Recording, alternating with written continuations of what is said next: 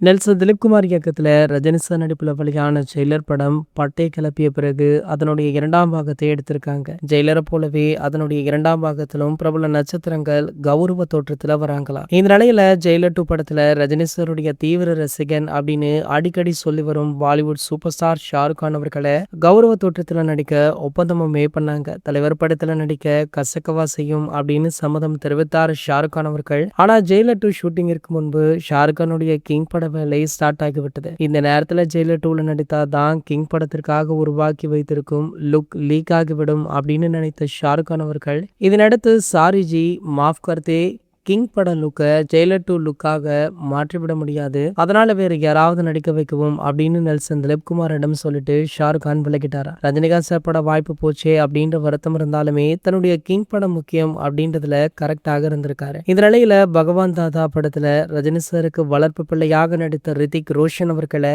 ஏன் ஷாருக் கான் கதாபாத்திரத்துல நடிக்க வைக்க கூடாது அப்படின்னு நினைத்து அவரிடம் பேச்சுவார்த்தை நடத்திருக்காங்க. இருந்தாலுமே ரித்திக் ரோஷன் நடிப்பது தொடர்பாக ஜெயிலர் 2 படக்குழு இதுவரைக்கும் அதிகாரப்பூர்வ அறிவிப்பு வெளியாகல. ஆனா அவருடைய ஷூட்டிங் சமீபத்துல தான் நடந்து முடிந்துள்ளதாக சொல்லப்படுது. சூப்பர் ஸ்டார் ரஜினிகாந்த் அவர்களுமே இந்த ஷூட்டிங்ல கலந்து கொண்டாரா.